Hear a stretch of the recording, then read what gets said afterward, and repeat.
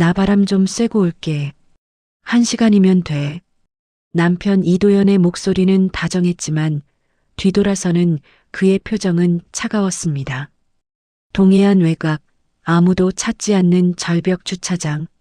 전동일 체어에 앉은 채 홀로 남겨진 윤서진은 파도 소리만 들리는 그곳에서 멀어지는 차를 바라보았죠.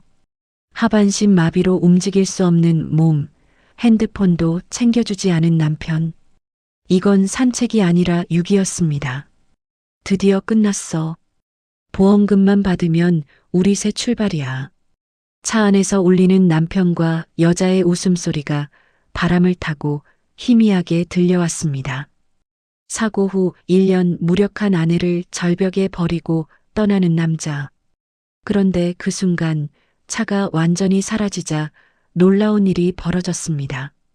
휠체어에 묶여있던 서진의 손이 천천히 팔걸이를 짚었고 다음 순간 그녀는 아무렇지 않게 두 발로 일어섰습니다. 이제 내 차례야. 대체 무슨 일이 벌어진 걸까요? 하반신 마비 환자가 어떻게 걸을 수 있는 걸까요? 지금부터 철저히 준비해온 완벽한 역습이 시작됩니다. 이 이야기는 동해안의 한 도시에서 실제 있었던 사연을 각색한 것입니다.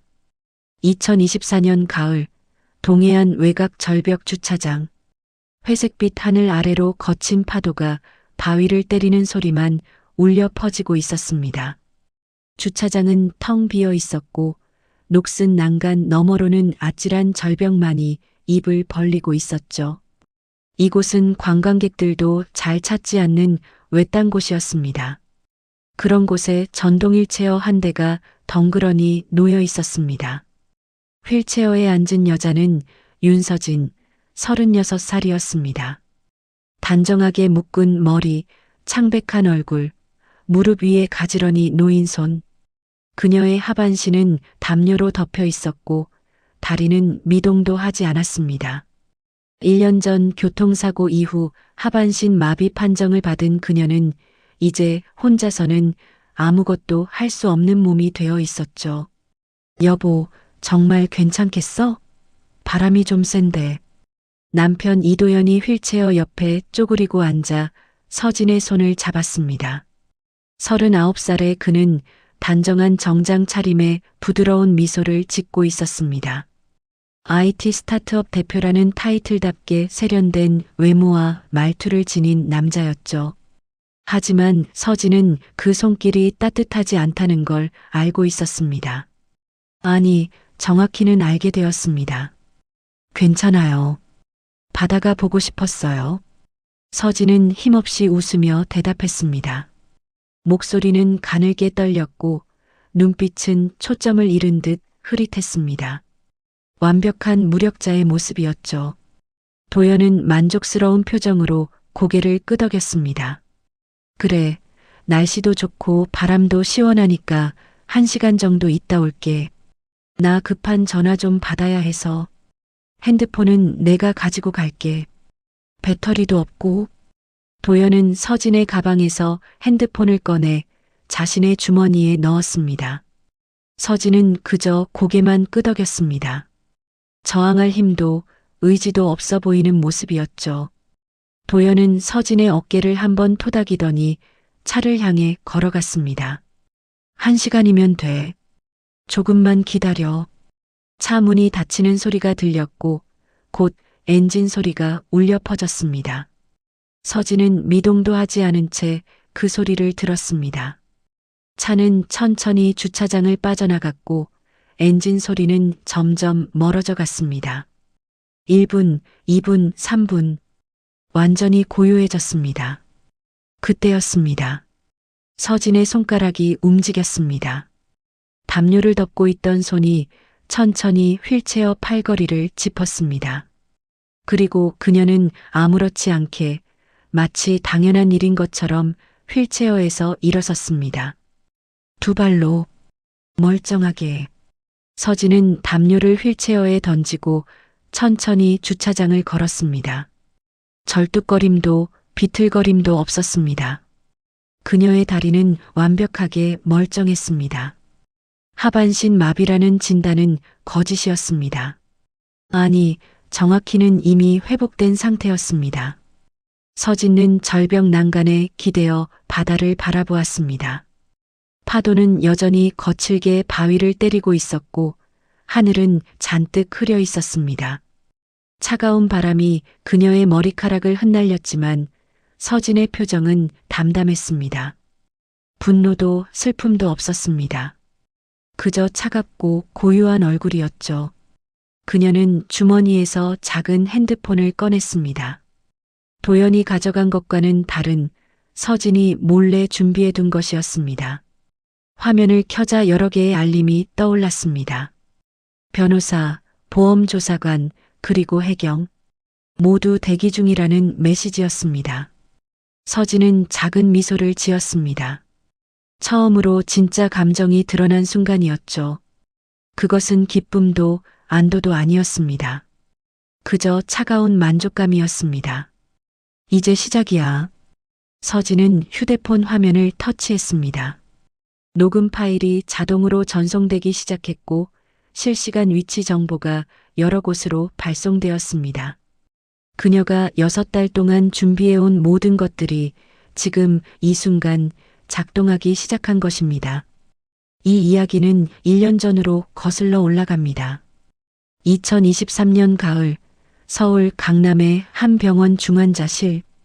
교통사고로 의식을 잃었던 서진이 깨어난 날이었습니다. 백색 천장, 소독약 냄새, 삐삐 소리를 내는 심전도 기계에 서진은 천천히 눈을 떴습니다. 여보, 깨어났어? 도연이 침대 옆으로 달려왔습니다. 그의 얼굴은 수척했고 눈은 충혈되어 있었습니다. 며칠 밤을 새운 것처럼 보였죠. 서진은 그의 손을 잡으려 했지만 손이 제대로 움직이지 않았습니다. 온몸이 납덩이처럼 무거웠고 특히 하반신은 전혀 감각이 없었습니다. 다리가 안 움직여요. 서진의 목소리는 떨렸습니다. 공포가 엄습했습니다. 도연은 서진의 손을 꼭 잡으며 고개를 끄덕였습니다. 의사 선생님이 그러시는데 척추 손상이 심해서 하반신 마비 가능성이 높대. 하지만 재활 치료받으면 나아질 수도 있어. 걱정하지 마. 도연의 목소리는 다정했습니다.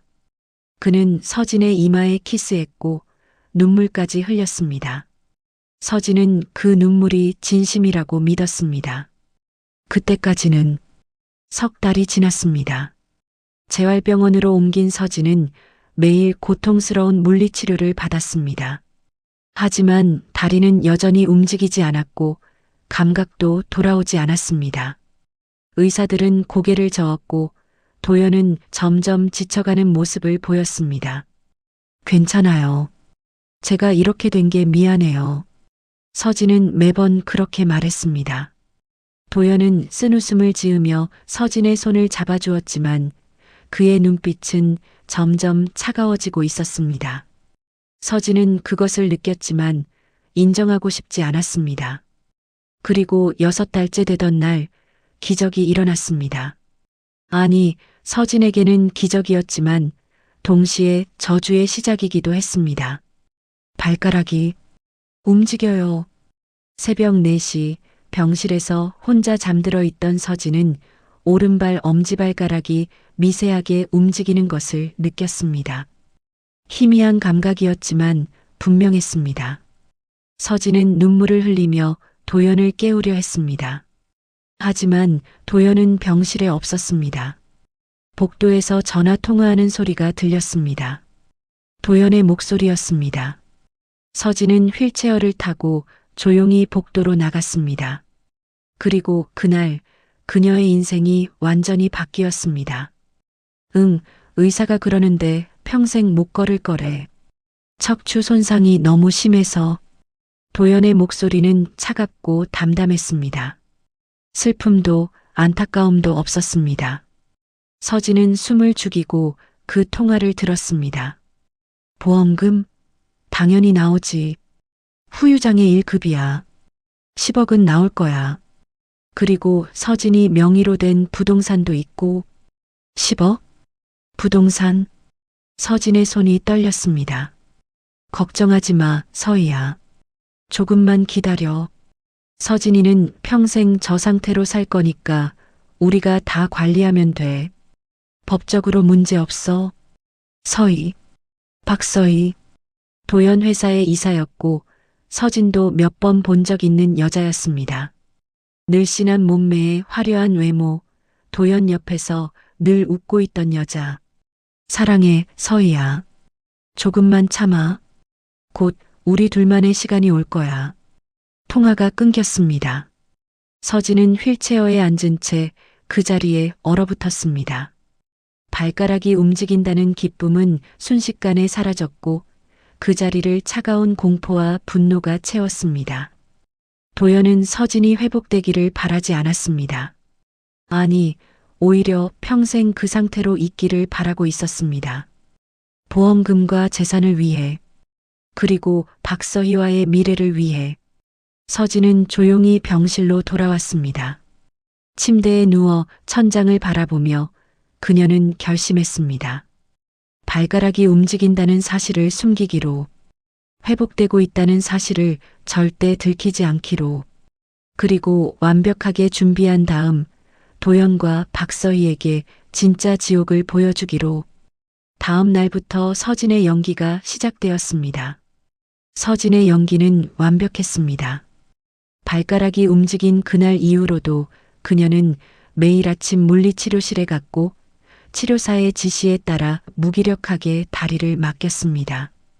감각이 없는 척, 통증도 느끼지 못하는 척. 의사들은 고개를 저었고 도연은 안쓰러운 표정을 지었습니다. 힘내, 여보. 우리 천천히 해보자. 도연은 여전히 다정한 남편을 연기했습니다. 병실에서는 서진의 손을 잡아주고 식사도 챙겨주었죠. 하지만 서진은 이제 알고 있었습니다. 그 다정함이 가면이라는 것을, 그 손길이 차갑다는 것을. 밤이 되면 도연은 병실을 나갔습니다. 회사 일이 바쁘다는 핑계였지만 서진은 그가 누구를 만나러 가는지 알고 있었습니다. 박서희. 그녀는 도연의 휴대폰에서 몇 번이나 그 이름을 봤습니다. 카톡 알림, 부재중 전화. 도연은 서진 앞에서는 서희와의 연락을 숨겼지만 완벽하지는 않았습니다. 서진은 혼자 남은 병실에서 조용히 다리를 움직여 보았습니다. 처음에는 발가락만 움직였지만 일주일이 지나자 발목이 움직였고 2주일이 지나자 무릎이 구부러졌습니다. 신경이 돌아오고 있었습니다. 의학적으로는 기적이었지만 서진에게는 복수의 기회였습니다. 절대 들키면 안 돼. 서진은 매일 밤 혼자 연습했습니다.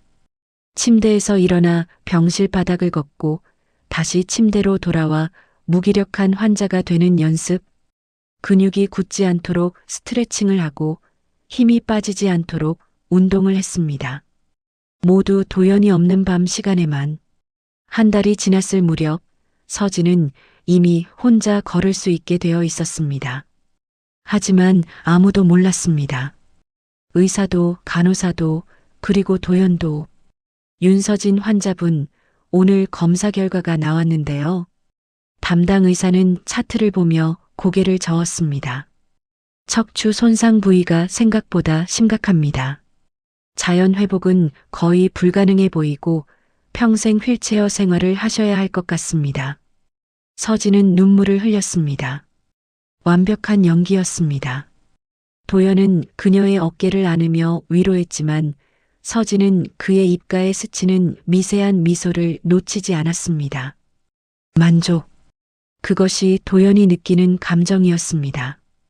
괜찮아요. 이렇게라도 당신 옆에 있을 수 있으면 돼요. 서진은 떨리는 목소리로 말했습니다. 도연은 고개를 끄덕이며 서진의 손을 쥐었습니다. 우리 집으로 돌아가자. 내가 잘 돌봐줄게. 그렇게 서진은 퇴원했습니다. 강남의 고급 아파트로 돌아왔지만 그곳은 더 이상 집이 아니었습니다. 감옥이었습니다. 도연은 서진을 위해 집을 개조했습니다. 휠체어가 다닐 수 있도록 문턱을 없애고 화장실에 손잡이를 설치했습니다. 침실은 1층으로 옮겼고 간병인도 고용했습니다. 겉보기에는 완벽한 남편이었죠. 하지만 서진은 알고 있었습니다. 이 모든 것이 자신을 가두기 위한 장치라는 것을. 도연은 서진이 밖으로 나가는 것을 원하지 않았습니다. 혹시라도 누군가를 만나거나 진실을 알게 될까봐. 간병인 최 선생님이 계시니까 걱정 마. 내가 없을 때는 선생님이 돌봐주실 거야. 도연이 소개한 간병인은 50대 중반의 여자였습니다. 최숙자. 말수가 적고 표정이 없는 여자였죠. 서진은 그녀의 눈빛에서 감시자의 기운을 느꼈습니다. 네, 잘 부탁드립니다. 서진은 최숙자에게도 완벽한 환자를 연기했습니다. 혼자서는 침대에서 일어날 수도 없고 화장실도 도움 없이는 갈 수 없는 사람. 최숙자는 서진을 휠체어에 태워 이곳저곳으로 옮겼고 식사도 챙겨주었습니다. 하지만 밤이 되면 달랐습니다. 도연이 외출하고 최숙자가 자신의 방으로 들어간 후 서진은 조용히 침대에서 일어났습니다. 그리고 집안을 걸어다니며 증거를 모으기 시작했습니다. 도연의 서재, 그의 노트북, 서랍 속 서류들. 서진은 모든 것을 사진으로 찍었습니다. 박서희와 주고받은 문자 메시지, 회사 자금을 빼돌린 증거, 그리고 서진 명의의 부동산을 처분하려는 계획서. 이 정도면 충분해. 서진은 모든 자료를 클라우드에 백업했습니다. 그리고 변호사를 접촉했습니다. 물론 도연이 모르게, 최숙자가 모르게. 병원 진료를 핑계로 외출할 때마다 서진은 법률사무소를 찾았고 차근차근 준비를 진행했습니다. 남편이 환자인 의뢰인을 유기하거나 해칠 가능성이 있다는 말씀이시죠? 변호사 김민주는 30대 중반의 냉철한 인상을 가진 남자였습니다. 서진은 고개를 끄덕였습니다. 네. 제가 회복되고 있다는 사실을 남편이 알면 저를 없앨 겁니다. 보험금과 재산 때문에. 증거가 있습니까? 서진은 휴대폰을 꺼내 녹음 파일을 재생했습니다. 도연과 박서희의 통화 내용, 회사 자금 횡령 관련 대화, 그리고 서진을 처리하겠다는 무서운 계획들. 김민준의 표정이 굳어졌습니다. 이 정도면 충분합니다. 하지만 위험합니다. 의뢰인께서 직접 미끼가 되셔야 하는데. 괜찮아요. 제가 원하는 겁니다. 서진의 목소리는 단호했습니다. 김민주는 잠시 그녀를 바라보다가 고개를 끄덕였습니다. 알겠습니다.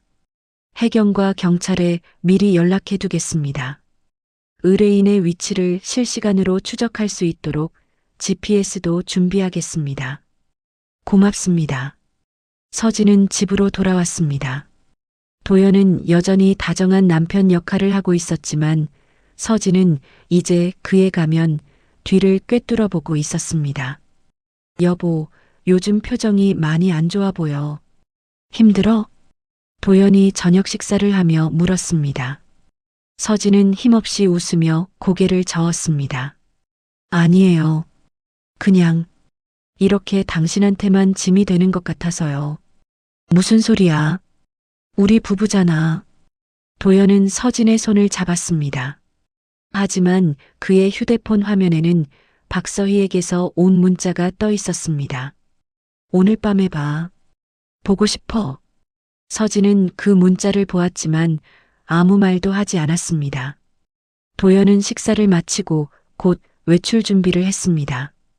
회사에 급한 일이 생겨서 늦을 것 같으니까 먼저 자. 네, 조심히 다녀와요.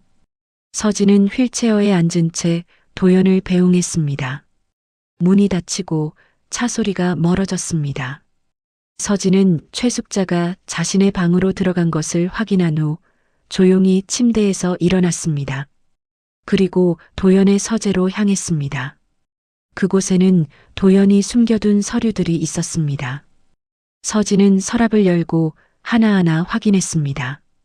보험 서류, 부동산 처분 계획서, 그리고 가장 충격적인 것, 여행 계획서, 동해안 절벽 투어, 2024년 10월 15일, 오늘로부터 3개월 후였습니다. 서진은 그 서류를 사진으로 찍었습니다. 그리고 다시 휠체어로 돌아가 침대에 누웠습니다. 3개월. 그때까지 완벽하게 준비해야 해. 서진은 천장을 바라보며 속으로 다짐했습니다. 도연이 계획한 그날, 그곳에서 모든 것이 끝날 것입니다. 하지만 끝나는 건 서진이 아니라 도연이 될 것입니다. 다음 날부터 서진의 준비는 더욱 치밀해졌습니다. 그녀는 매일 밤 혼자 운동을 했고 근력을 키웠습니다. 도연이 그날 자신을 어떻게 처리하려는지 모르지만 어떤 상황에서도 살아남을 수 있도록. 그리고 3개월이 흘렀습니다. 2024년 10월 15일. 바로 오늘이었습니다. 여보, 오늘 날씨 좋은데 드라이브 갈래? 바다 보러. 도연이 아침 식사를 하며 제안했습니다. 서진은 예상했다는 듯 고개를 끄덕였습니다. 좋아요. 바다 보고 싶었어요. 도연의 입가에 미소가 번졌습니다. 서진도 미소를 지었습니다. 두 사람 모두 가면을 쓰고 있었지만 이제 그 가면이 벗겨질 시간이 다가오고 있었습니다. 차는 서울을 출발해 동해안으로 향했습니다. 고속도로를 달리는 내내 도연은 평소보다 더 다정했습니다. 서진의 손을 잡아주고 좋아하는 음악도 틀어주었습니다. 마지막 선물이라도 주는 것처럼. 저기 바다 보여. 예쁘지? 네, 정말 예쁘네요. 서진은 창밖을 바라보며 대답했습니다. 하지만 그녀의 손은 주머니 속 휴대폰을 꼭 쥐고 있었습니다. GPS는 이미 작동 중이었고 모든 대화는 녹음되고 있었습니다. 차는 점점 외딴 길로 접어들었습니다. 관광지가 아닌 사람들이 찾지 않는 절벽 주차장. 도연이 선택한 그곳이었습니다. 차가 절벽 주차장에 멈춰 섰습니다. 사방이 고요했습니다. 파도 소리만 규칙적으로 들려왔고 주차장에는 다른 차가 한 대도 없었습니다. 녹슨 난간 너머로는 아찔한 절벽이 입을 벌리고 있었고 그 아래로는 거친 바다가 바위를 집어삼키고 있었죠. 여기 공기 정말 좋다. 그렇지? 도연이 차에서 내려 심호흡을 했습니다. 그의 표정은 여유로웠지만 서진은 그의 손이 미세하게 떨리고 있다는 것을 알아챘습니다. 긴장. 도연도 긴장하고 있었습니다. 전동 휠체어 내릴게. 잠깐만 기다려. 도연은 트렁크에서 전동 휠체어를 꺼내 펼쳤습니다. 그리고 조수석 문을 열어 서진을 조심스럽게 안아 올렸습니다. 서진은 힘없이 그의 품에 안겼습니다. 도연의 심장 박동이 빨라진 것이 느껴졌습니다. 휠체어에 앉은 서진을 도연은 절벽 쪽으로 밀고 갔습니다. 난간 바로 앞, 바람이 가장 세게 부는 곳. 서진은 담요로 다리를 덮고 두 손을 무릎 위에 가지런히 올려놓았습니다. 완벽한 무력자의 모습이었습니다. 여보, 경치 좋지? 바다가 정말 시원하게 펼쳐져 있어. 도연이 서진의 어깨에 손을 올렸습니다. 그 손에는 힘이 들어가 있었습니다. 서진은 그것을 느꼈지만 아무 말도 하지 않았습니다. 고마워요. 이렇게 데려와줘서. 서진의 목소리는 가늘게 떨렸습니다. 도연은 잠시 침묵했습니다.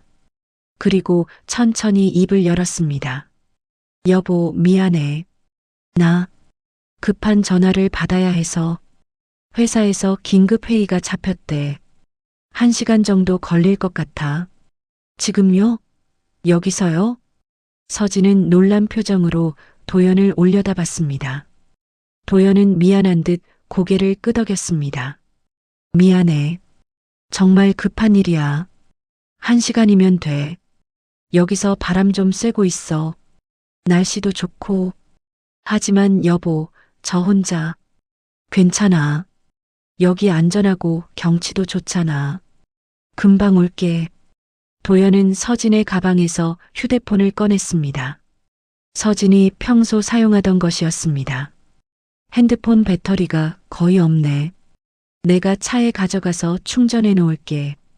금방 와. 여보. 서진의 목소리는 더욱 떨렸습니다. 하지만 도연은 이미 등을 돌리고 차를 향해 걸어가고 있었습니다. 서진은 휠체어에 앉은 채 그의 뒷모습을 바라봤습니다. 그 뒷모습에는 주저함도 미련도 없었습니다. 차 문이 닫혔습니다. 엔진 소리가 울려 퍼졌습니다. 도연은 한 번도 뒤를 돌아보지 않았습니다. 차는 천천히 주차장을 빠져나갔고 엔진 소리는 점점 멀어져 갔습니다. 서진은 미동도 하지 않고 그 소리를 들었습니다. 1분이 지났습니다. 2분이 지났습니다. 완전히 고요해졌습니다. 파도 소리와 바람 소리만 남았습니다. 그리고 5분이 지났을 때 서진의 손가락이 움직였습니다. 천천히, 아주 천천히 그녀는 휠체어 팔걸이를 짚었습니다. 담요가 무릎에서 흘러내렸습니다. 그리고 그녀는 일어섰습니다. 아무렇지도 않게 마치 당연한 일인 것처럼 서진은 고개를 들어 하늘을 바라봤습니다. 구름이 빠르게 흘러가고 있었습니다. 바람이 그녀의 머리카락을 흩날렸습니다. 그녀는 깊게 숨을 들이마셨습니다. 자유. 1년 만에 느끼는 진짜 자유였습니다. 주머니에서 휴대폰을 꺼냈습니다. 도연이 가져간 것과는 다른 그녀가 몰래 준비해 둔 것이었습니다. 화면을 켰습니다. 여러 개의 알림이 떠 있었습니다. 변호사 김민준 대기 중. 신호 확인됨. 해양경찰서 위치 파악 완료.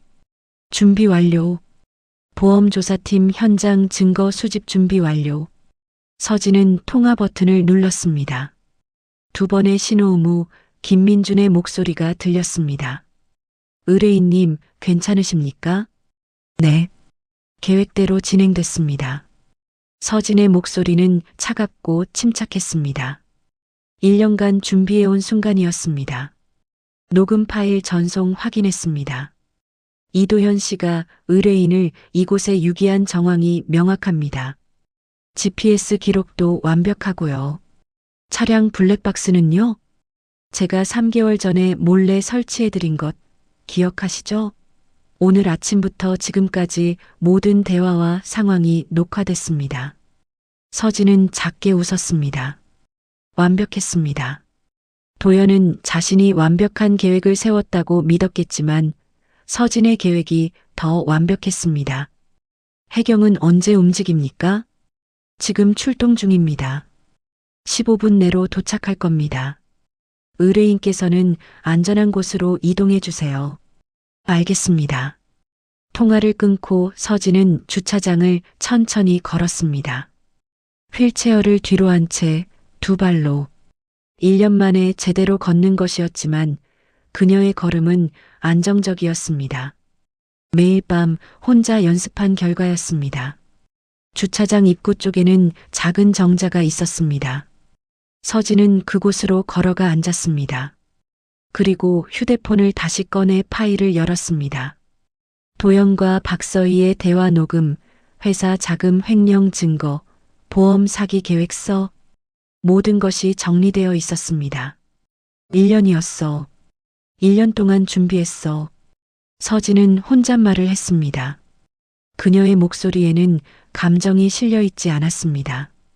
분노도 슬픔도 아니었습니다. 그저 차가운 만족감이었습니다. 1년 전 병원 복도에서 도연의 통화를 들었던 그날, 서진의 세계는 무너졌습니다. 사랑했던 남편, 믿었던 남편이 자신의 불행을 바라고 있었다는 사실, 보험금과 재산 때문에 자신이 평생 휠체어에 갇혀 있기를 원한다는 사실. 하지만 서진은 무너지지 않았습니다.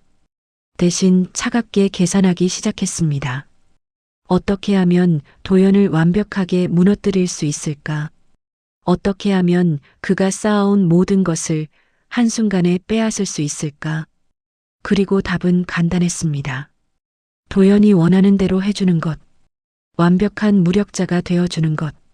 그가 안심하고 마지막 계획을 실행할 때까지 기다리는 것. 참 쉬웠어. 서진은 쓴웃음을 지었습니다.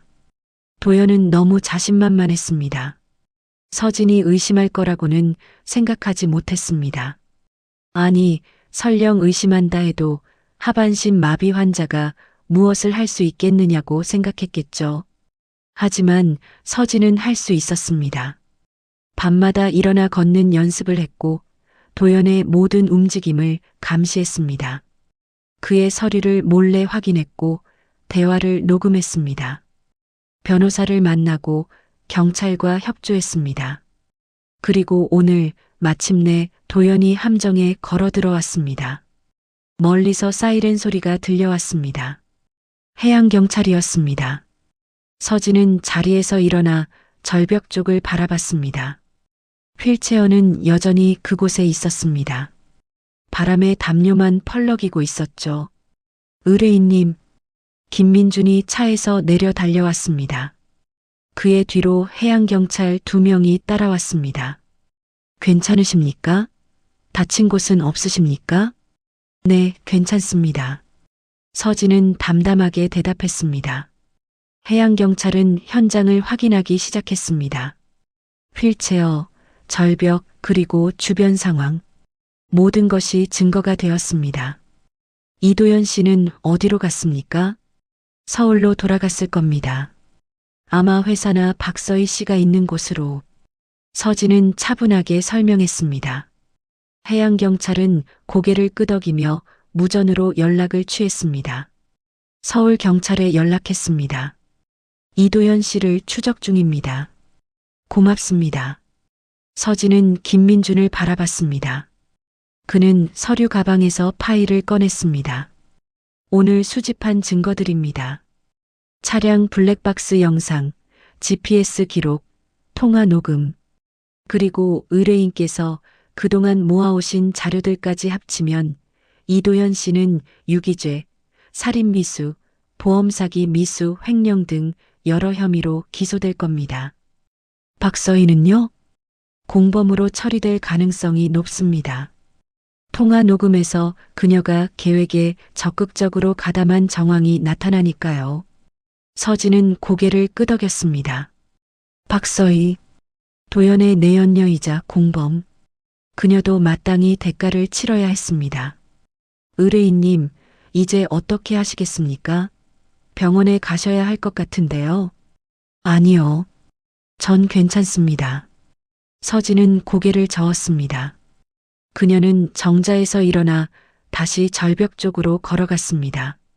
휠체어 앞에 섰습니다. 1년 동안 자신을 가뒀던 그 휠체어. 이제 필요 없어. 서진은 휠체어를 밀었습니다. 휠체어는 천천히 굴러가다가 난간에 부딪혀 멈췄습니다. 서진은 그것을 바라보며 깊게 숨을 들이마셨습니다. 이제 시작이야. 그녀의 목소리는 차가웠지만 그 속에는 뜨거운 무언가가 타오르고 있었습니다. 복수? 정의. 아니, 그보다 더 원초적인 것. 살아남았다는 증명이었습니다. 서울 강남 고급 오피스텔 2300호. 이도연은 와인 잔을 들고 창밖을 바라보고 있었습니다. 39층 높이에서 내려다 보이는 서울의 야경은 화려했습니다. 그는 만족스러운 미소를 지었습니다. 끝났어. 드디어 끝났어. 도연은 혼잣말을 했습니다. 오늘 오후 동해안 절벽에 서진을 두고 온 순간부터 그는 자유를 느꼈습니다. 1년간의 연기, 1년간의 인내. 이제 모든 것이 끝났습니다. 휴대폰이 울렸습니다. 박서희였습니다. 도연은 통화 버튼을 눌렀습니다. 여보, 다 끝났어? 서희의 목소리는 설렜습니다. 도연은 웃으며 대답했습니다. 응, 완벽하게. 아무 문제 없어. 정말, 정말 아무도 없었어? 아무도 없었어. 그 시간에 그 절벽엔 사람이 안 가. 내가 미리 확인했잖아. 그럼 서진이는? 도연은 잠시 침묵했습니다. 그리고 차갑게 대답했습니다. 혼자서는 아무것도 못해. 휠체어에서 내릴 수도 없고 핸드폰도 없고 이틀 정도 지나면 자연스럽게 처리될 거야. 무섭지 않아? 뭐가? 어차피 하반신 마비 환자잖아. 사고로 처리되면 그만이야. 보험금도 나오고.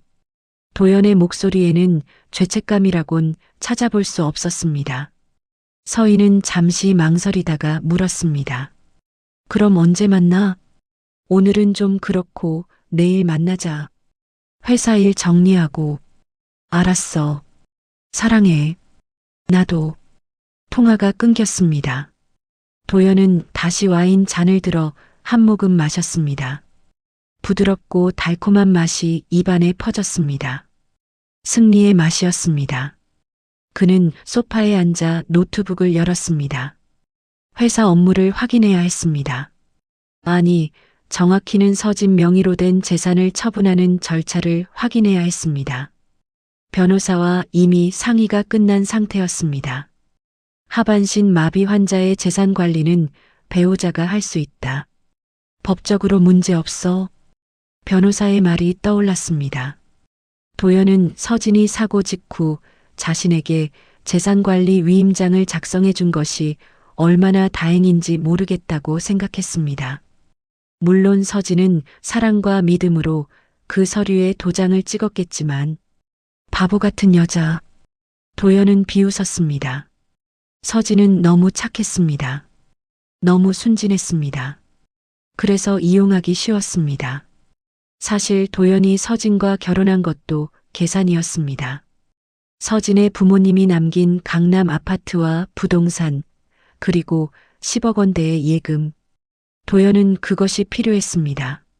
자신의 스타트업은 겉으로는 화려했지만 속은 텅 비어 있었으니까요. 투자금을 빼돌리고 회사 자금을 횡령하고 그렇게 유지해온 회사였습니다. 하지만 이제 서진의 재산까지 손에 넣으면 모든 구멍을 메울 수 있었습니다. 그리고 박서희와 새 출발을 할 수 있었습니다. 완벽해. 모든 게 완벽해. 도연은 다시 한번 중얼거렸습니다. 하지만 그때 현관문을 두드리는 소리가 들렸습니다. 도연은 고개를 들었습니다. 이 시간에 누가 올까? 누구세요? 경찰입니다. 문 좀 열어주시겠습니까? 경찰? 도연의 표정이 굳었습니다. 심장이 빠르게 뛰기 시작했습니다. 하지만 그는 침착함을 유지하려 애썼습니다. 아직 아무 일도 벌어지지 않았습니다. 서진은 여전히 절벽에 있을 것이고 이틀은 지나야 발견될 것입니다. 잠깐만요. 도연은 노트북을 닫고 문을 열었습니다. 정복을 입은 경찰 2명이 서 있었습니다. 그들의 표정은 단호했습니다. 이도현 씨 맞으십니까? 네, 맞는데요. 무슨 일이신지? 유기죄 및 살인미수 혐의로 체포합니다. 묵비권을 행사하실 수 있습니다. 순간 도연의 머릿속이 하얗게 변했습니다. 유기죄? 살인미수? 어떻게? 서진은 아직 절벽에 있어야 하는데 어떻게 경찰이 벌써 알았을까? 잠깐, 뭔 소리예요? 전 아무것도 한 게 없는데. 도연은 당황한 목소리로 말했습니다. 하지만 경찰은 차갑게 대답했습니다.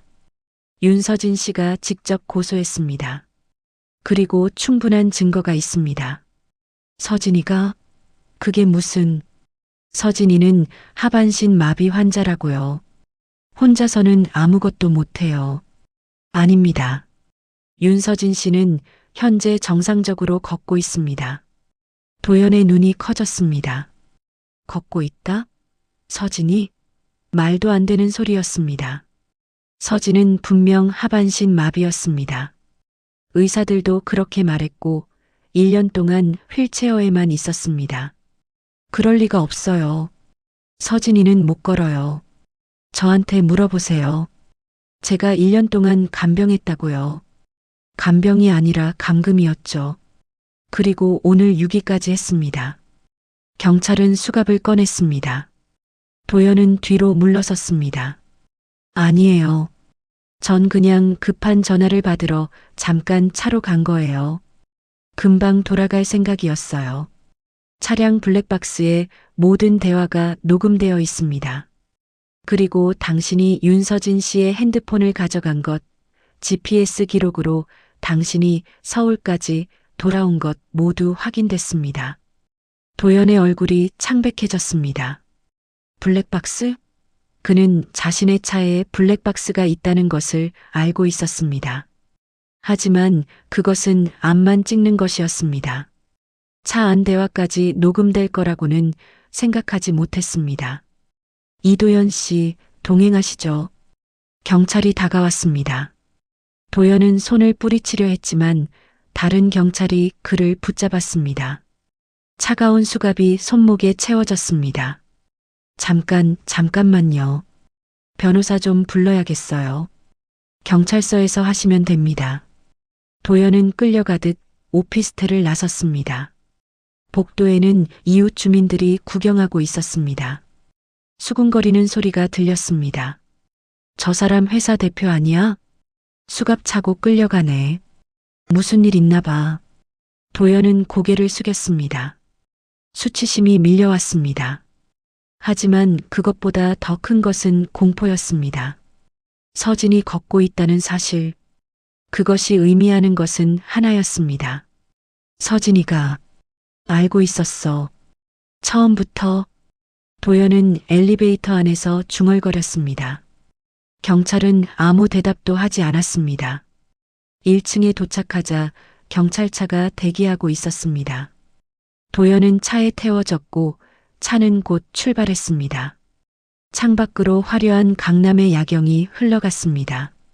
몇 시간 전까지 자신의 것이라고 믿었던 그 세계가 이제 멀어지고 있었습니다. 경찰서에 도착했습니다. 도연은 조사실로 끌려갔습니다. 형광등 불빛이 눈부셨습니다. 책상 너머로 형사 2명이 앉아 있었고 그들 사이에는 노트북이 놓여 있었습니다. 앉으시죠. 도연은 의자에 앉았습니다. 손에는 여전히 수갑이 채워져 있었습니다. 형사 1명이 노트북을 열었습니다. 이도연 씨, 이게 뭔지 아십니까? 화면에는 영상이 재생되고 있었습니다. 도연의 차 안이었습니다. 그리고 들리는 목소리. 도연 자신의 목소리였습니다. 여보, 경치 좋지? 바다가 정말 시원하게 펼쳐져 있어. 고마워요. 이렇게 데려와줘서. 여보, 미안해. 나 급한 전화를 받아야 해서. 영상은 계속 재생되었습니다. 도연이 서진의 핸드폰을 가져가는 장면, 차를 타고 떠나는 장면. 모든 것이 선명하게 담겨 있었습니다. 이건 제가 급한 전화를 받으러 간 거예요. 금방 돌아올 생각이었어요. 도연은 변명했습니다. 하지만 형사는 고개를 저었습니다. 그럼 이건 어떻게 설명하시겠습니까? 다른 영상이 재생되었습니다. 이번에는 통화 녹음이었습니다. 박서희와의 통화였습니다. 여보, 다 끝났어? 응. 완벽하게. 아무 문제 없어. 정말 아무도 없었어? 아무도 없었어. 그 시간에 그 절벽엔 사람이 안 가. 그럼 서진이는? 혼자서는 아무것도 못해. 이틀 정도 지나면 자연스럽게 처리될 거야. 도연의 얼굴이 사색이 되었습니다. 그 통화를 어떻게 녹음했을까? 그는 차 안에서 혼자 통화했습니다. 누가 녹음할 수 있었을까? 차량에 몰래 설치된 녹음기였습니다. 윤서진 씨가 3개월 전에 변호사를 통해 설치했죠. 형사의 말에 도연은 입을 다물지 못했습니다. 3개월 전? 그럼 서진은 이미 그때부터 알고 있었다는 말입니까? 그리고 이것도 보시죠. 또 다른 파일이 열렸습니다. 이번에는 문자 메시지였습니다. 도연과 박서희가 주고받은 것들이었습니다. 보험금 이야기, 재산 처분 계획, 그리고 서진을 처리하겠다는 내용까지. 이건 어떻게? 윤서진 씨가 모두 캡처해뒀습니다. 당신 휴대폰에서요. 당신이 잠든 사이에. 도연은 머리를 감싸쥐었습니다. 모든 것이 무너지고 있었습니다. 완벽하다고 믿었던 계획이 산산조각 나고 있었습니다. 이도현 씨, 솔직하게 말씀하시는 게 좋을 겁니다. 증거가 너무 많습니다. 형사의 목소리는 차갑고 단호했습니다. 도연은 고개를 떨어뜨렸습니다. 변명할 수 있는 것이 아무것도 없었습니다. 조사실의 형광등은 차갑게 빛나고 있었습니다. 도연은 책상에 엎드린 채 아무 말도 하지 못했습니다. 증거는 압도적이었습니다. 변명할 여지가 없었습니다. 형사는 파일을 하나 더 꺼냈습니다. 이도현 씨, 당신 회사 재무제표입니다. 보시겠습니까? 서류가 책상 위에 펼쳐졌습니다. 도연의 눈이 커졌습니다. 그것은 그가 숨겨왔던 회계 장부였습니다. 투자자들의 돈을 빼돌린 기록, 허위 매출 보고서, 그리고 서진의 계좌에서 무단으로 인출한 내역까지. 이것도 윤서진 씨가 제공한 자료입니다. 당신이 서재에 보관하던 것이죠? 도연은 입술을 깨물었습니다. 서진이 자신의 서재까지 뒤졌다는 말이었습니다. 그럼 도대체 언제부터? 3개월 전이라고 하셨죠? 서진이가 언제부터 알고 있었던 겁니까? 도연은 떨리는 목소리로 물었습니다. 형사는 파일을 넘기며 대답했습니다. 정확히는 6개월 전입니다. 재활병원에 계실 때 당신이 박서희 씨와 통화하는 걸 우연히 들으셨다고 합니다. 6개월. 도연의 머릿속이 빠르게 돌아갔습니다. 6개월 전이면 서진이 막 재활병원에 입원했을 때였습니다. 그때 자신이 복도에서 서희와 통화했던 기억이 났습니다. 평생 못 걸을 거래. 보험금은 10억은 나올 거야. 그때 그 말을 서진이 들었다는 겁니까? 그럼 그 이후로 반년 동안 서진은 모든 걸 알면서도 모르는 척 했다는 겁니까? 말도 안 돼. 서진이는 하반신 마비 환자였어요. 의사들도 그렇게 진단했고 전 분명히 봤어요. 서진이는 다리를 전혀 못 움직였다고요. 처음에는 정말 그랬습니다. 하지만 6개월 전부터 신경이 회복되기 시작했고 윤서진 씨는 그 사실을 숨기고 재활훈련을 혼자서 하셨습니다. 밤마다요. 형사의 말에 도연은 소름이 돋았습니다. 밤마다? 자신이 외출하거나 잠든 사이에 서진이 혼자 일어나서 걷는 연습을 했다는 겁니까? 증거가 있습니다. 윤서진 씨가 자신의 회복 과정을 영상으로 남겨두셨거든요. 법정에서 증거로 제출될 예정입니다. 노트북 화면이 바뀌었습니다. 어두운 병실, 침대에서 일어나는 서진의 모습이 보였습니다. 날짜는 6개월 전이었습니다. 서진은 조심스럽게 다리를 움직이고 있었습니다. 발가락, 발목, 무릎. 천천히, 아주 천천히. 영상은 계속 이어졌습니다. 일주일 후, 2주일 후, 한 달 후. 서진의 움직임은 점점 자연스러워졌습니다. 그리고 3달 후에는 완전히 걷고 있었습니다. 이게 가능해? 도연은 믿을 수 없다는 표정으로 중얼거렸습니다. 6개월 동안 자신은 서진이 완전히 무력하다고 믿었습니다. 그녀가 휠체어 없이는 아무것도 할 수 없다고 생각했습니다. 하지만 서진은 모든 것을 할 수 있었습니다. 윤서진 씨는 매우 영리한 분입니다. 당신을 속이면서 동시에 모든 증거를 수집했습니다. 녹음, 녹화, 서류 복사, 그리고 변호사, 경찰, 해경과 협력해서 완벽한 함정을 만들었죠. 형사의 말은 차갑고 정확했습니다. 도연은 이제야 깨달았습니다.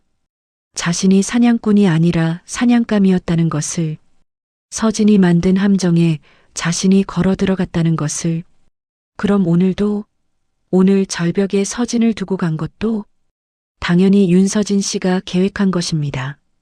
당신이 그곳으로 데려갈 거라는 걸 알고 있었죠. 당신 서재에서 여행 계획서를 발견했으니까요. 도연은 머리를 감싸 쥐었습니다. 모든 것이 서진의 손바닥 아니었습니다. 자신이 완벽하다고 믿었던 계획은 사실 서진이 만든 시나리오였습니다. 박서희는 어떻게 됩니까? 도연은 떨리는 목소리로 물었습니다. 형사는 차갑게 대답했습니다. 공범으로 체포될 예정입니다. 지금 추적 중입니다. 도연의 심장이 빠르게 뛰었습니다. 서희까지 모든 것이 무너지고 있었습니다. 같은 시각 강남의 한 카페. 박서희는 커피를 마시며 창밖을 바라보고 있었습니다. 도연에게서 연락이 오지 않았습니다. 좀 이상했지만 아마 바쁠 거라고 생각했습니다. 휴대폰이 울렸습니다. 모르는 번호였습니다. 서희는 통화 버튼을 눌렀습니다. 여보세요? 박서희 씨입니까? 네, 맞는데요. 누구시죠? 경찰입니다. 지금 계신 위치를 알려주시겠습니까? 서희의 손이 떨렸습니다. 경찰? 왜 경찰이 전화를 하는 거죠? 무슨 일이신가요? 유기 및 살인미수 공범 혐의로 조사가 필요합니다. 자진 출두하시는 게 좋을 겁니다.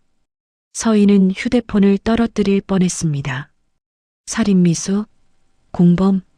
도대체 무슨 일이 벌어진 겁니까? 잠깐요. 전 아무것도 모르는데요. 이도연이 뭘 했는데요? 이도연 씨는 이미 체포됐습니다.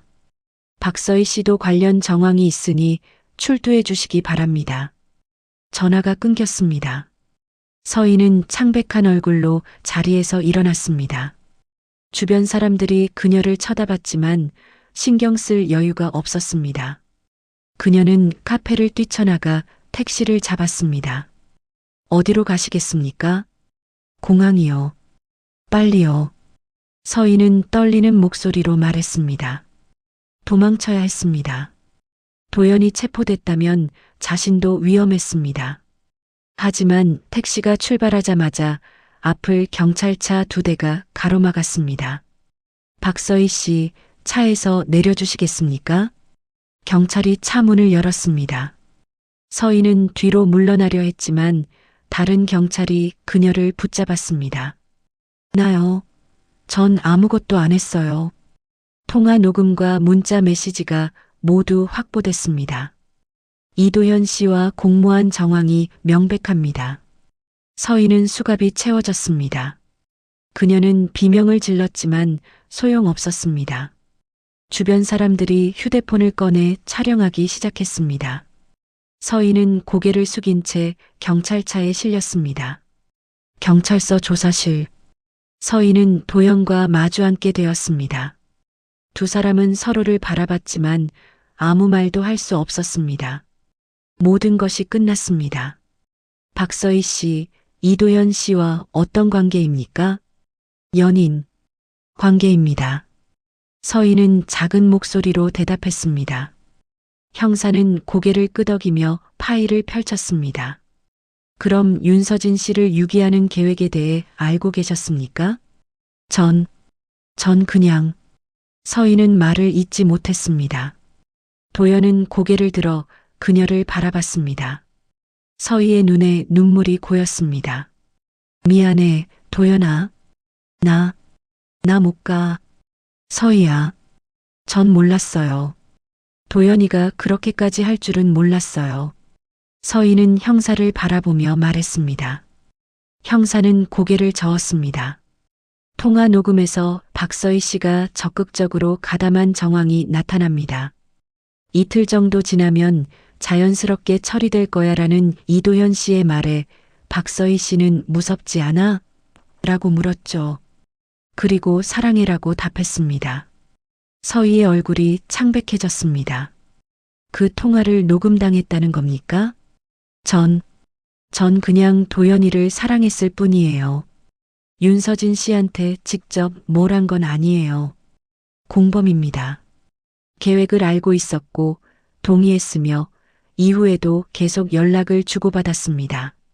충분히 처벌받을 수 있습니다. 형사의 말은 단호했습니다. 서희는 책상에 엎드려 울기 시작했습니다. 도연도 고개를 떨어뜨렸습니다. 이도연 씨, 박서희 씨, 두 분 모두 변호사를 선임하시는 게 좋을 겁니다. 혐의가 중합니다. 형사는 자리에서 일어났습니다. 조사실 문이 닫혔고 두 사람만 남았습니다. 도연은 서희를 바라봤습니다. 미안해, 서희야. 미안해서 뭐가 달라져? 우리 다 끝났어. 서희는 울먹이며 말했습니다. 도연은 아무 대답도 할 수 없었습니다. 다음 날 아침 뉴스는 이 사건을 대서특필했습니다. IT 스타트업 대표 하반신 마비 아내 절벽의 유기, 살인미수 혐의로 체포, 회복사실 숨기고 6개월간 증거 수집한 아내, 완벽한 역전극, 보험금 노린 계획적 범행, 내연녀도 공범으로 입건. 기사는 계속 쏟아졌습니다. 도연의 얼굴 사진이 모자이크 처리되어 뉴스에 나왔고 회사는 주가가 폭락했습니다.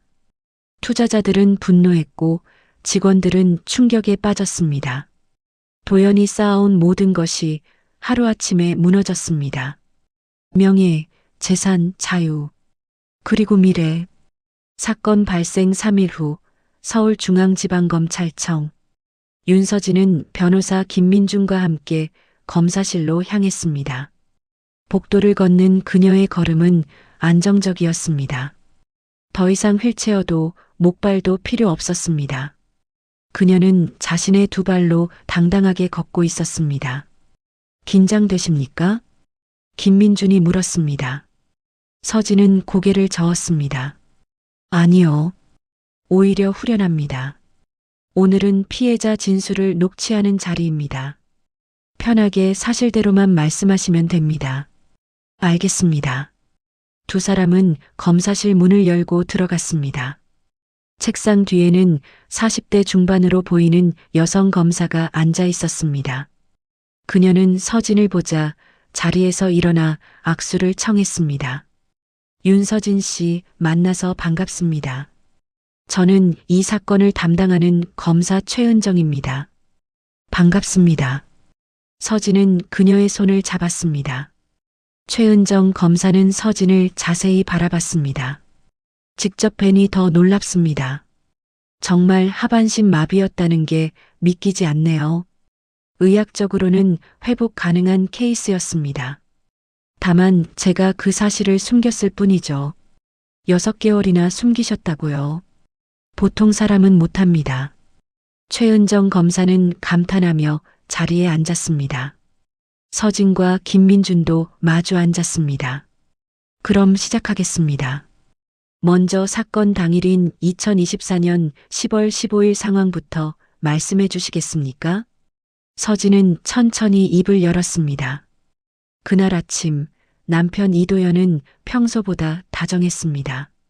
드라이브를 가자고 제안했고 저는 예상했다는 듯 동의했습니다. 3개월 전 남편의 서재에서 발견한 여행 계획서 때문에 저는 그날을 알고 있었으니까요. 그 계획서에는 뭐라고 적혀 있었습니까? 동해안 절벽 투어 10월 15일. 그리고 메모가 있었습니다. 최종 해결이라고요. 최은정 검사는 서류에 그 내용을 적었습니다. 계속하시죠. 차를 타고 동해안으로 향했습니다. 남편은 계속 다정한 척했지만 저는 그의 손이 떨리고 있다는 걸 알았습니다. 그는 긴장하고 있었어요. 저를 버릴 준비를 하고 있었으니까요. 서진의 목소리는 담담했습니다. 감정의 기복이 없었습니다. 마치 남의 이야기를 하는 것처럼. 절벽 주차장에 도착했을 때 저는 전동 휠체어에 앉아 있었습니다. 남편은 저를 난간 가까이 밀어놓고 급한 전화가 왔다며 차로 돌아갔습니다. 제 휴대폰을 가져가면서요. 그때 기분이 어떠셨습니까? 차갑더군요. 30년을 함께 산 남편이 저를 절벽에 버리고 떠나는 순간이었는데 슬프지 않았습니다. 오히려 드디어 끝나는구나 싶었습니다. 최은정 검사는 서진을 바라봤습니다. 그녀의 눈에는 동정도 연민도 없었습니다. 그저 차가운 결단만이 있었습니다. 차가 완전히 사라진 후 어떻게 하셨습니까?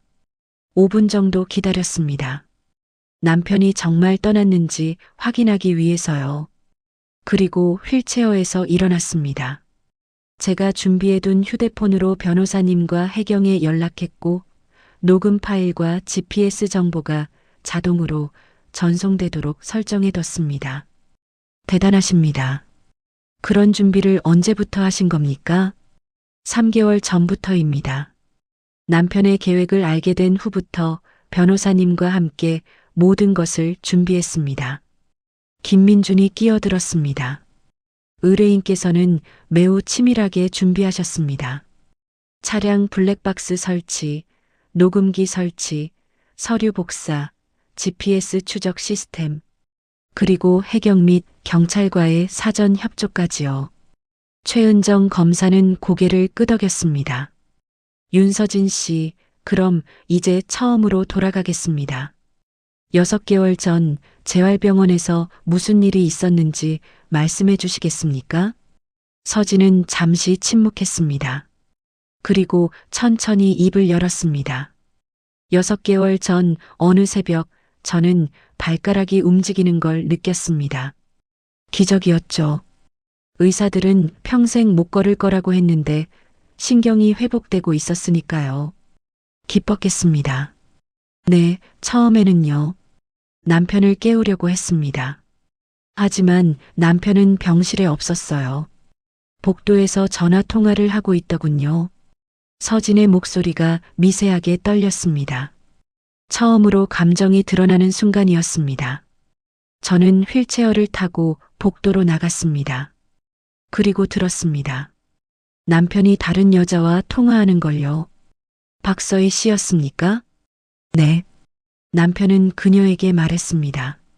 제가 평생 못 걸을 거라고, 보험금이 10억은 나올 거라고, 재산도 모두 자기가 관리할 거라고, 그리고 사랑한다고 말했습니다. 저한테 한 번도 하지 않던 말을요. 서진의 눈에 눈물이 맺혔습니다. 하지만 흘리지는 않았습니다. 그녀는 눈물을 참으며 계속 말했습니다.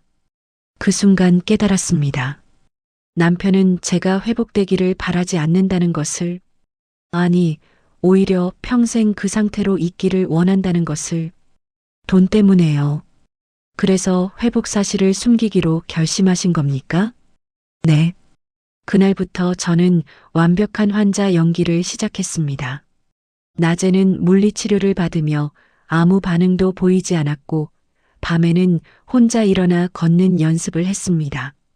남편이 외출했을 때나 잠들었을 때만요.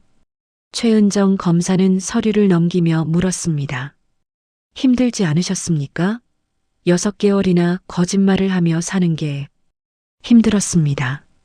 매일 밤 울었어요. 하지만 참았습니다. 남편을 법정에 세우기 위해서는 확실한 증거가 필요했으니까요. 그 증거들을 어떻게 모으셨습니까? 밤마다 남편의 서재를 뒤졌습니다. 서류를 사진으로 찍고 휴대폰 문자를 캡처했습니다. 대화를 몰래 녹음했고 남편이 박서희와 만나는 장소도 추적했습니다. 서진은 가방에서 USB를 꺼냈습니다. 모든 증거가 여기 있습니다.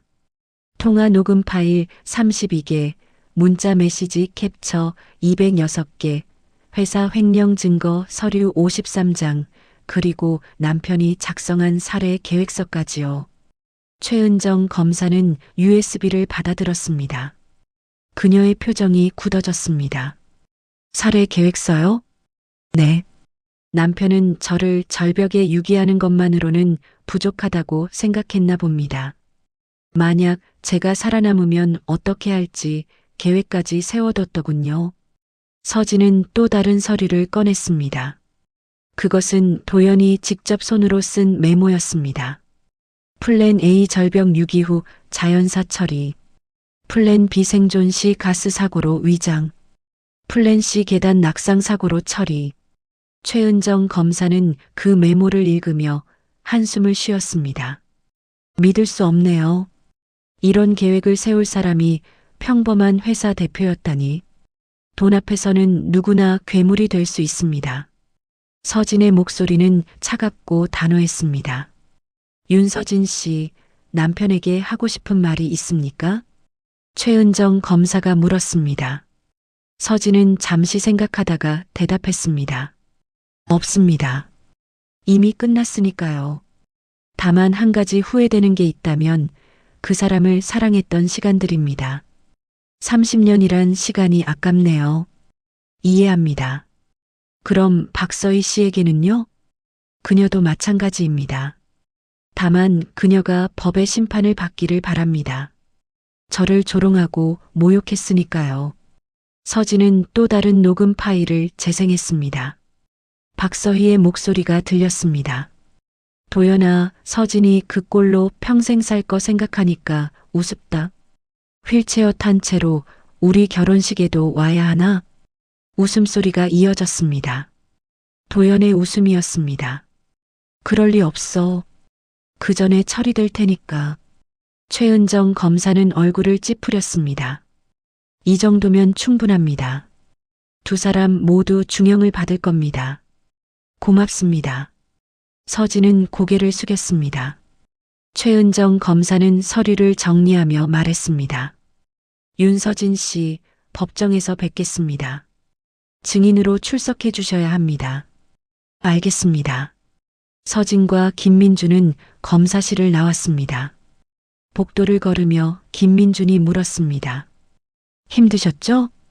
네. 하지만 이제 끝이 보입니다. 법정에서 한 번 더 이야기하셔야 합니다. 괜찮으시겠습니까? 괜찮습니다. 오히려 기다려집니다. 도연의 얼굴을 법정에서 보는 게요. 서진은 차가운 미소를 지었습니다. 그 미소에는 복수의 쾌감이 서려 있었습니다. 한 달 후 서울중앙지방법원, 이도형과 박서희의 첫 공판이 열리는 날이었습니다. 법정 밖에는 취재진이 몰려들었고 방청객들로 복도가 가득 찼습니다. 이 사건은 언론의 주목을 받으며 연일 뉴스에 보도되고 있었습니다. 하반신 마비안의 유기 사건, 오늘 첫 공판. 피해자 직접 증언 예정. 극적 반전 주목. 기자들은 카메라를 들고 법정 입구를 지키고 있었습니다. 그때 한 여자가 나타났습니다. 윤서진이었습니다. 그녀는 검은색 정장을 입고 있었고 머리는 단정하게 묶여 있었습니다. 무엇보다 그녀는 자신의 두 발로 당당하게 걸어오고 있었습니다. 윤서진 씨, 한 말씀 부탁드립니다. 남편을 용서할 생각이 있으십니까? 기자들이 마이크를 들이밀었습니다. 서진은 잠시 멈춰서서 그들을 바라봤습니다. 법이 판단할 것입니다. 저는 다만 진실을 말할 뿐입니다. 그녀의 목소리는 차갑고 명확했습니다. 더 이상의 질문을 받지 않고 서진은 법정 안으로 들어갔습니다. 법정은 숙연한 분위기였습니다. 재판장 뒤로는 태극기와 법원기가 걸려 있었고 방청석에는 사람들이 가득 앉아 있었습니다. 서진은 증인석 옆자리에 앉아 앞을 바라봤습니다. 그리고 그녀가 기다리던 순간이 왔습니다. 문이 열리고 두 명의 피고인이 들어왔습니다. 이도형과 박서희였습니다. 두 사람은 수갑을 차고 있었고 교도관의 인솔을 받으며 피고인석으로 걸어갔습니다. 도연은 초췌해져 있었습니다. 한 달 전에 자신감 넘치던 모습은 온데간데 없었고 눈은 충혈되어 있었습니다. 박서희는 더 심했습니다. 얼굴은 창백했고 손은 떨리고 있었습니다. 도연의 시선이 서진과 마주쳤습니다. 그는 얼어붙은 표정으로 서진을 바라봤습니다. 서진은 그를 똑바로 응시했습니다. 두 사람의 시선이 공중에서 충돌했지만 먼저 눈을 돌린 건 도연이었습니다. 일어나세요. 재판장이 입장했습니다. 법정 앞 모든 사람이 일어났습니다. 재판장은 60대 중반으로 보이는 엄숙한 인상의 남자였습니다. 그는 자리에 앉으며 서류를 펼쳤습니다. 착석하세요. 사건 번호 2024고압 1532 피고인 이도현, 박서희에 대한 유기치사 미수, 살인 미수, 사기 등의 혐의 사건을 시작하겠습니다. 재판장의 목소리가 법정에 울려 퍼졌습니다. 서진은 가만히 앉아 그 소리를 들었습니다. 검사, 공소 사실을 낭독하세요. 최은정 검사가 일어나 서류를 들었습니다. 피고인 이도현은 2023년 교통사고로 하반신 마비가 된 배우자 윤서진의 보험금과 재산을 노리고 피고인 박서희와 공모하여 2020년 10월 15일 동해안 외곽 절벽에 피해자를 유기하였습니다. 피고인들은 피해자가 혼자서는 생존할 수 없다는 것을 알면서도 핸드폰을 빼앗고 현장을 떠났으며 이는 명백한 살인 미수에 해당합니다. 검사의 목소리는 단호하고 명확했습니다. 방청석에서 웅성거리는 소리가 들렸습니다. 또한 피고인 이도현은 피해자 명의의 재산을 무단으로 인출하고 회사 자금을 횡령했으며 보험 사기를 계획했습니다. 피고인 박서희는 이 모든 과정에서 공범으로 활동했으며 피해자를 조롱하고 모욕했습니다. 최은정 검사는 서류를 내려놓으며 재판장을 바라봤습니다. 검사는 피고인들에게 각각 징역 15년을 구형합니다. 15년. 방청석이 술렁였습니다. 도연의 얼굴이 더욱 창백해졌고 박서희는 고개를 떨어뜨렸습니다. 피고인 측 변호인 반론하세요. 도연의 변호사가 일어났습니다. 50대 초반의 날카로운 인상을 가진 남자였습니다. 재판장님, 피고인 이도현은 살인 의도가 없었습니다. 다만 잠시 자리를 비운 것뿐이고 피해자가 위험에 처할 줄은 몰랐습니다. 변호인, 피고인이 피해자의 핸드폰을 가져간 것에 대해서는 어떻게 설명하시겠습니까? 재판장이 물었습니다. 변호사는 잠시 망설이다가 대답했습니다. 그것은 충전을 위해서였습니다. 증거가 있습니까? 없습니다. 재판장은 고개를 저었습니다. 증인 윤서진, 증인석으로 나오세요. 서진이 일어났습니다. 그녀는 천천히 증인석으로 걸어갔습니다. 법정 앞 모든 시선이 그녀에게 쏠렸습니다. 특히 도연은 서진을 뚫어지게 바라보고 있었습니다. 서진은 증인석에 앉았습니다. 선서를 했습니다. 양심에 따라 숨김과 보탬이 없이 사실 그대로 말하고 만일 거짓말이 있으면 위증의 벌을 받기로 맹세합니다. 증인, 2020년 10월 15일 당일 상황을 설명해 주시겠습니까? 최은정 검사가 물었습니다. 서진은 고개를 끄덕이고 입을 열었습니다. 그날 아침 남편은 평소와 달리 매우 다정했습니다. 드라이브를 가자고 제안했고 저는 동의했습니다. 사실 저는 그날을 예상하고 있었습니다. 어떻게 예상하셨습니까? 3개월 전 남편의 서재에서 계획서를 발견했기 때문입니다. 동해안 절벽 투어 10월 15일 최종 해결이라고 적혀 있었습니다. 방청석에서 숨소리가 들렸습니다. 도연은 고개를 숙였습니다. 차를 타고 동해안으로 향했습니다. 남편은 계속 저에게 잘해줬지만 저는 그것이 마지막이라는 걸 알고 있었습니다. 절벽에 도착했을 때 남편은 저를 휠체어에 앉힌 채 난간 가까이 밀어놓고 떠났습니다. 그때 기분이 어떠셨습니까? 차가웠습니다. 30년을 함께 산 남편이 저를 죽이려 한다는 사실이 믿기지 않았지만 동시에 예상했던 일이기도 했습니다. 서진의 목소리는 담담했지만 그 속에는 깊은 슬픔이 배어 있었습니다. 증인, 그럼 언제부터 남편의 의도를 알고 계셨습니까? 6개월 전입니다. 재활병원에서 우연히 남편이 박서희 씨와 통화하는 걸 들었습니다. 제가 평생 못 걸을 거라고, 보험금이 10억은 나올 거라고, 그리고 사랑한다고 말하는 걸 들었습니다. 서진의 목소리가 떨렸습니다. 처음으로 감정이 드러나는 순간이었습니다. 그 순간 모든 게 무너졌습니다. 제가 믿었던 남편이 사실은 저의 불행을 바라고 있었다는 것을. 돈 때문에요. 그래서 회복 사실을 숨기신 겁니까? 네. 그날부터 저는 완벽한 환자가 되기로 결심했습니다. 남편을 안심시키고 증거를 모으기 위해서요. 최은정 검사는 고개를 끄덕이며 서류를 꺼냈습니다. 증인, 이것이 무엇입니까? 화면에 영상이 재생되었습니다. 어두운 병실에서 서진이 혼자 일어나 걷는 연습을 하는 모습이었습니다. 저입니다. 매일 밤 남편이 없을 때 혼자 재활 훈련을 했습니다. 들키지 않기 위해서요. 힘들지 않으셨습니까? 매일 밤 울었습니다. 하지만 참았습니다. 남편을 법정에 세우기 위해서는 확실한 증거가 필요했으니까요. 서진은 도연을 바라봤습니다. 도연은 고개를 들어 서진과 눈을 마주쳤습니다. 그의 눈에는 후회가 가득했습니다. 하지만 서진의 눈에는 아무것도 없었습니다. 증인, 남편에게 하고 싶은 말이 있습니까? 최은정 검사가 물었습니다. 서진은 잠시 침묵했습니다. 그리고 천천히 입을 열었습니다. 없습니다. 이미 끝났으니까요. 다만 한 가지만 말하고 싶습니다.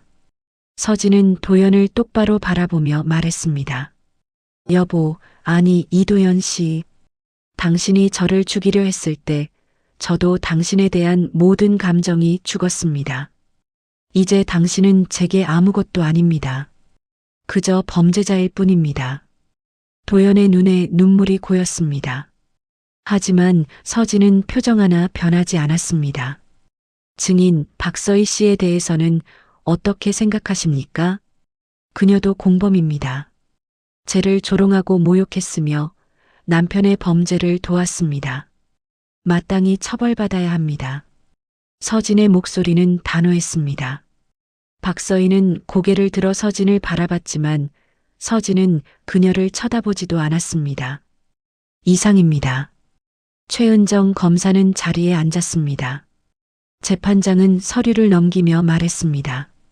피고인 이도현 할 말이 있습니까? 도연이 떨리는 목소리로 일어났습니다. 재판장님 저는 그는 말을 잇지 못했습니다.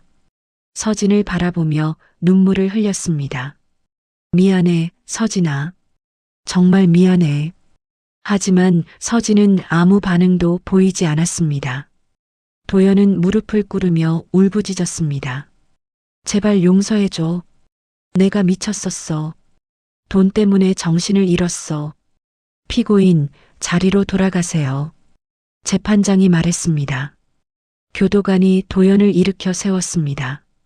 도연은 서진을 바라보며 계속 울었지만 서진은 차가운 표정으로 앞만 바라보고 있었습니다.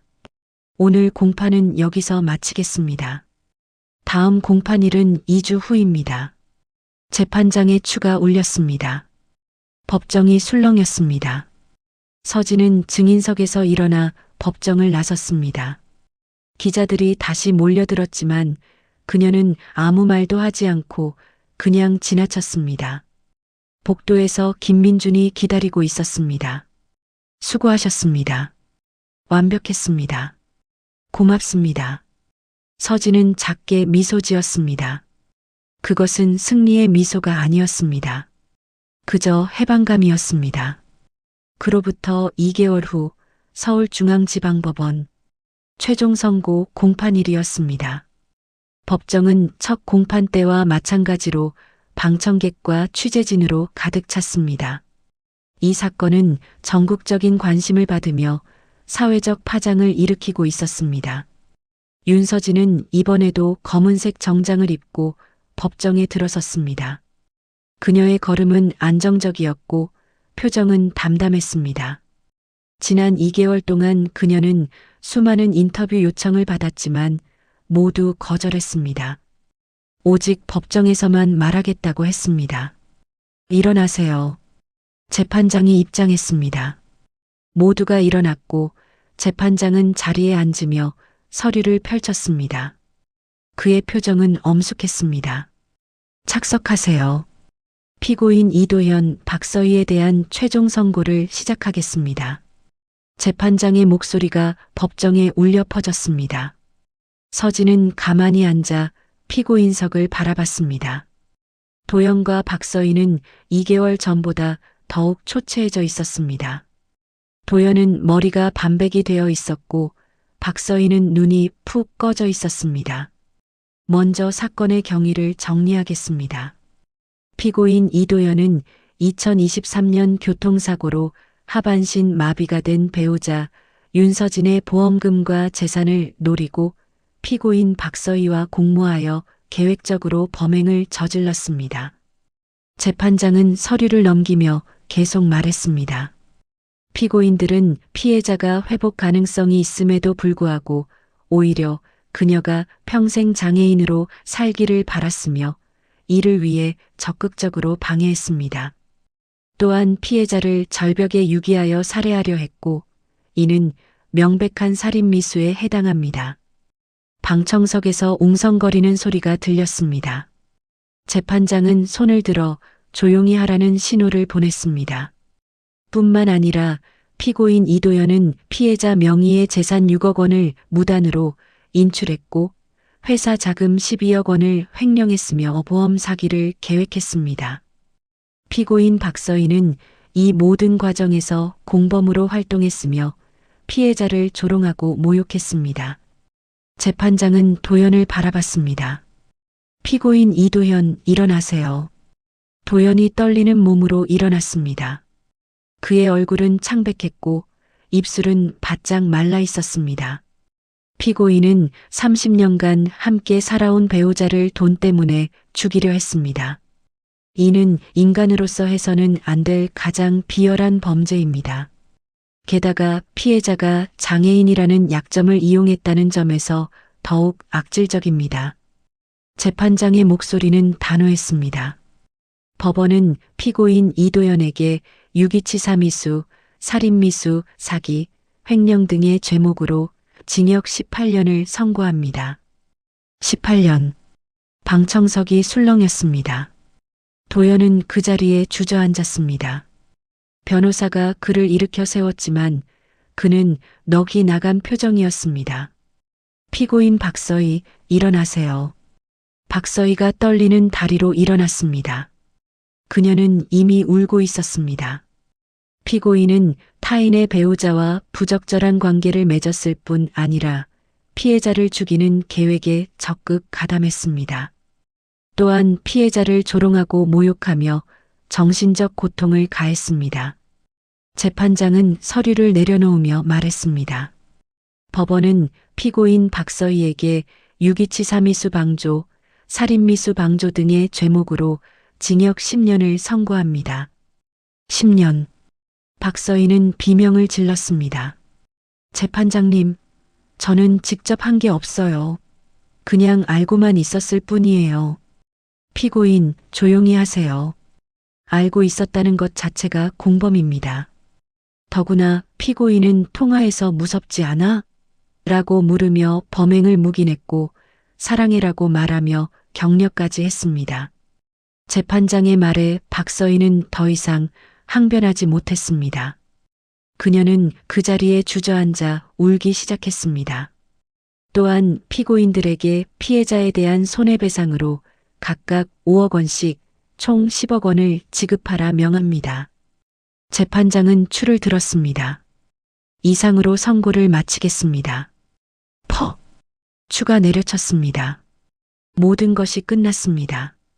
교도관들이 도현과 박서희를 끌고 나갔습니다. 도현은 서진을 바라보며 입을 열었습니다. 서진아. 하지만 서진은 그를 쳐다보지도 않았습니다. 그녀는 그저 앞만 보고 있었습니다. 도연은 끌려가며 계속 서진의 이름을 불렀지만 서진은 미동도 하지 않았습니다. 법정 문이 닫혔습니다. 방청석 사람들이 일어나 나가기 시작했습니다. 서진은 자리에 그대로 앉아 있었습니다. 김민준이 다가왔습니다. 윤서진 씨 축하드립니다. 정의가 실현됐습니다. 고맙습니다, 변호사님. 선생님 덕분입니다. 서진은 일어나 김민준과 악수를 나눴습니다. 이제 어떻게 하실 겁니까? 새로 시작하려고 합니다. 모든 걸 정리하고요.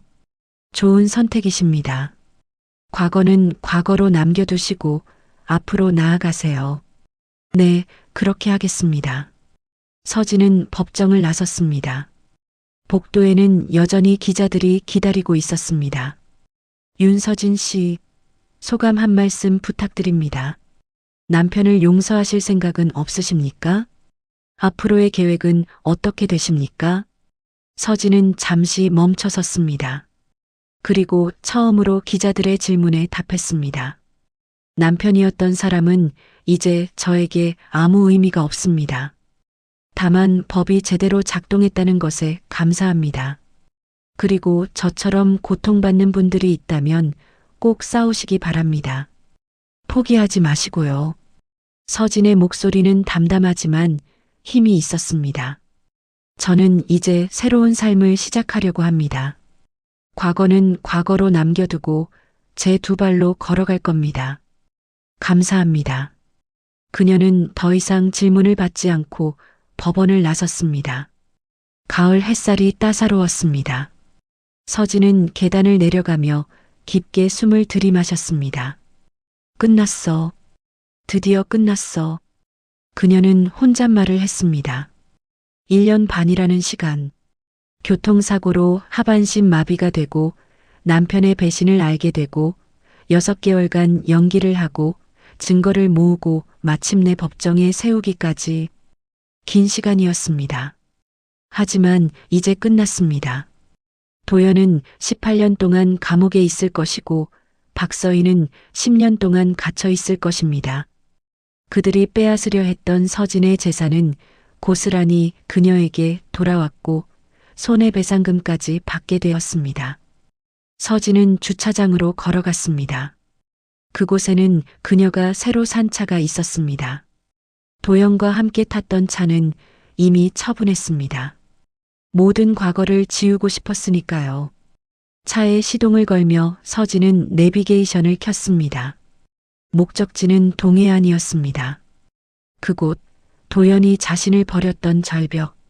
서진은 그곳에 다시 가보고 싶었습니다. 이번에는 피해자가 아니라 생존자로서 2시간을 달려 동해안에 도착했습니다. 절벽 주차장은 여전히 한적했습니다. 서진은 차에서 내려 난간으로 걸어갔습니다. 파도는 여전히 거칠게 바위를 때리고 있었고 바람은 차가웠습니다. 서진은 난간에 기대어 바다를 바라봤습니다. 2개월 전 이곳에서 모든 것이 시작되었습니다. 아니, 정확히는 끝났습니다. 도연과의 관계가, 그리고 과거가. 고마워. 서진은 바다를 향해 말했습니다. 누구에게 하는 말인지는 몰랐습니다.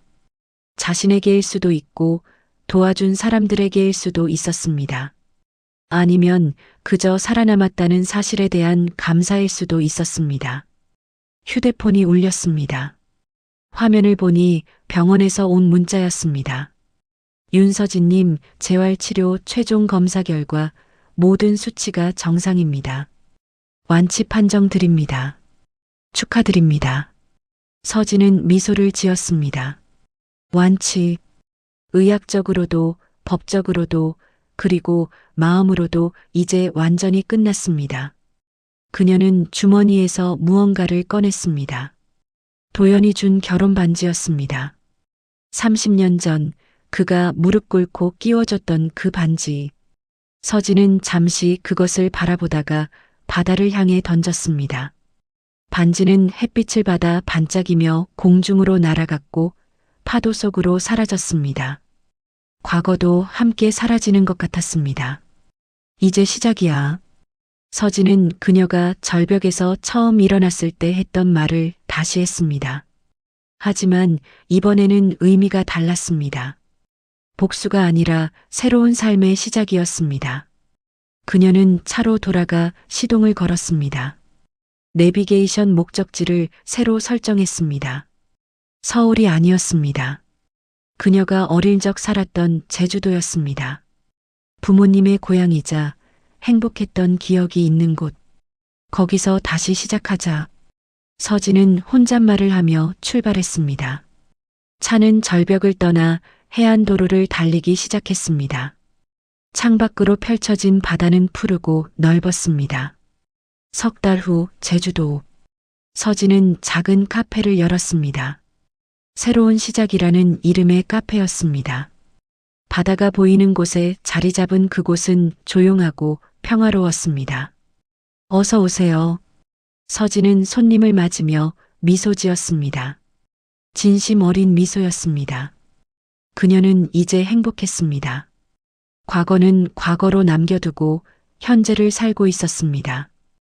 가끔 뉴스에서 도영과 박서희의 소식이 들렸습니다. 항소를 했지만 기각되었다는 소식, 교도소에서 모범수로 지내고 있다는 소식. 하지만 서진은 더 이상 관심이 없었습니다. 그녀에게 중요한 것은 오직 하나였습니다. 자신의 두 발로 서서 자신의 의지로 살아가는 것. 그리고 다시는 누구에게도 의지하지 않는 것.